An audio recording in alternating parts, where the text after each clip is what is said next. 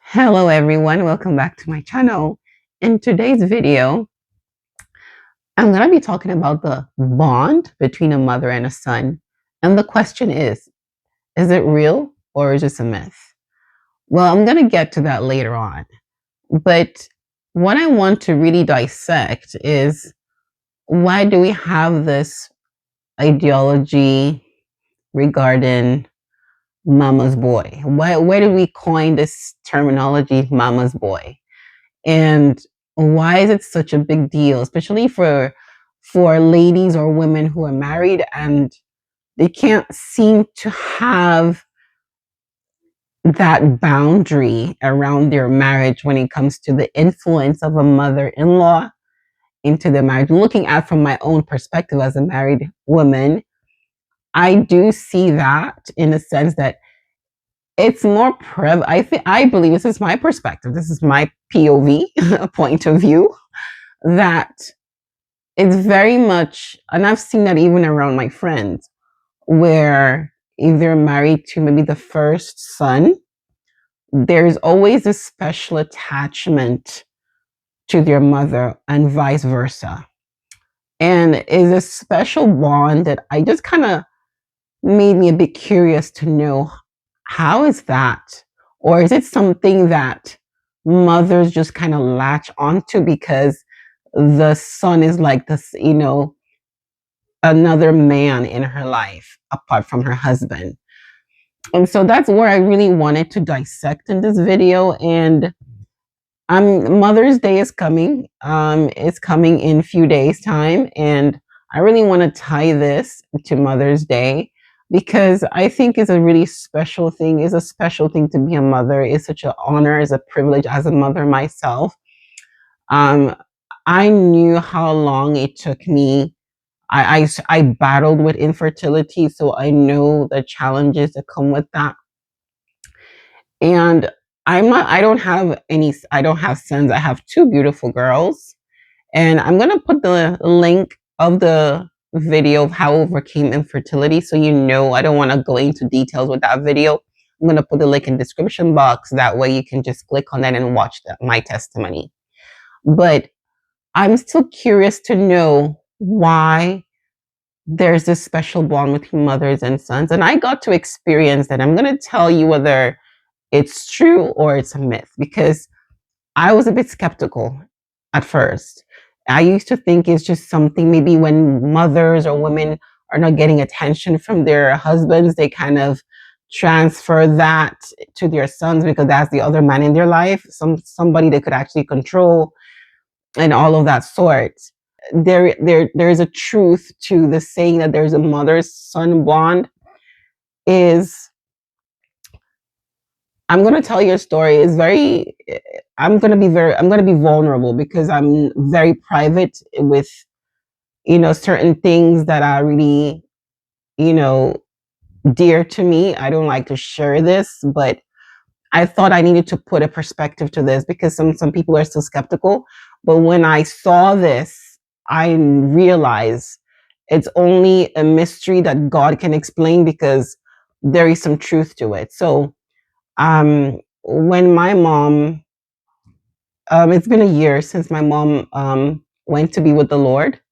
Towards her final days, she was really ill. She took ill and she was hospitalized in the ICU, unresponsive. And unfortunately, I wasn't there while she was in that state. It broke my heart because I couldn't travel, but I had elder siblings that were there. At the time, she was with my sister before it deteriorated to the point where she was, in the ICU and unresponsive. And my sister and my other siblings would visit her, but she wasn't responsive. She wouldn't respond to anybody because she had all the tubes everywhere, and pretty much she was, just going down. And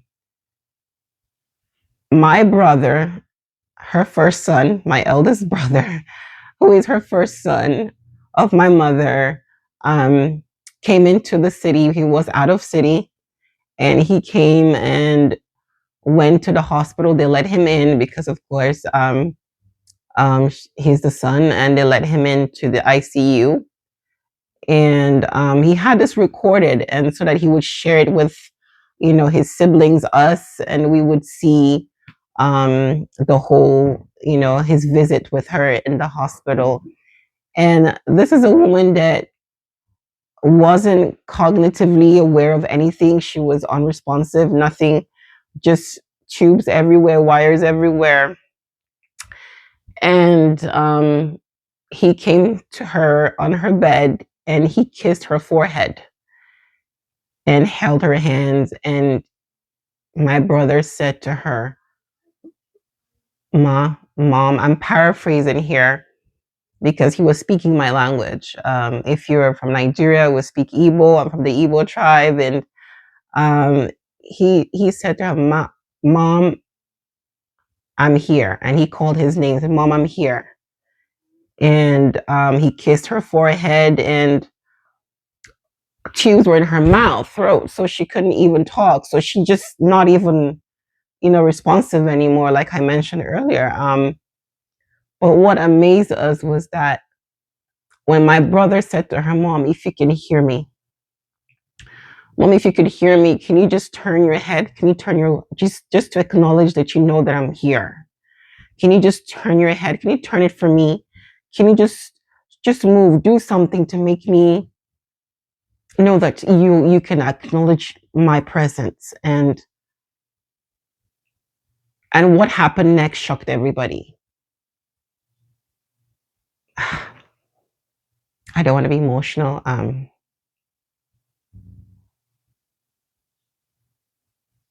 But she moved her head.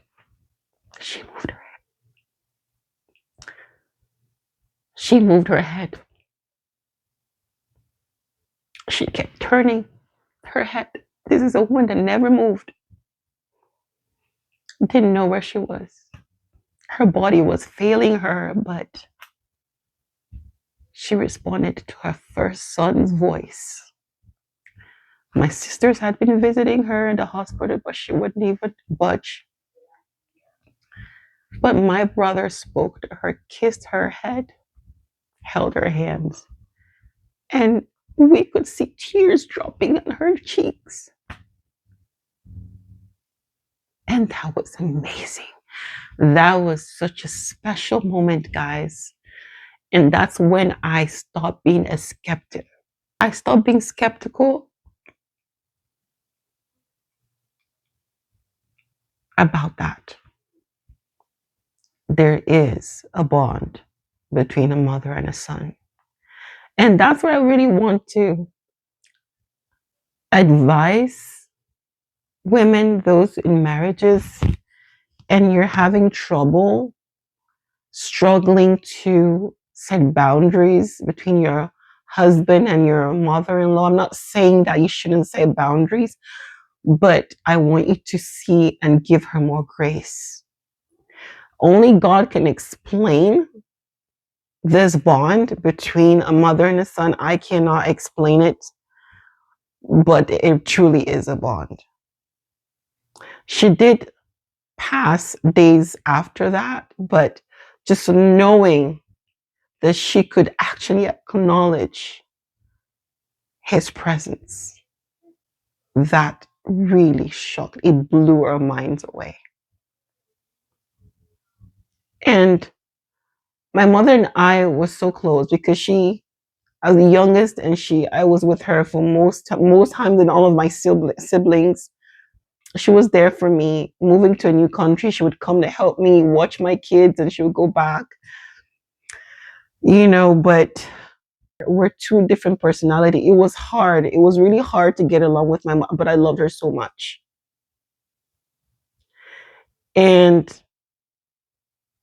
sometimes we don't understand the importance of honoring our parents.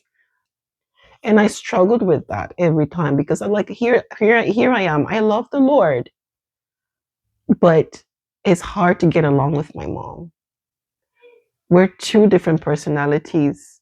She was more strong-willed, extrovert, but such a loving mother. She would give anything for her children. She would give up her comfort. But it was just hard for she and I to get along. And even when she passed, I began to regret even having those arguments or fights or contentions. I'm like, did I really have to win an argument? Did I really have to prove that I was right and she was wrong? Some of you might be going through the same thing. You might be going through, a painful situation where it's hard for you to connect with a mother. I want you to know that your mother is the only person that can love you no matter what, even if you've messed up, and they will love you unconditionally. It took me a while to forgive myself. I kept, Lord, the guilt of why did I even, it's just the regrets of, I wish I could turn things, I can, things can turn around and I could take back all those arguments and contentions. But God says, would you forgive yourself? I've forgiven you. And I'm sure she forgave you. She forgave you. Just not mad at you. And I know she forgave. My mom was always so loving and forgiving of her children. But it was so hard for me to forgive myself because I just kept regretting and feeling the sense of guilt. But the enemy would capitalize on that and keep you down.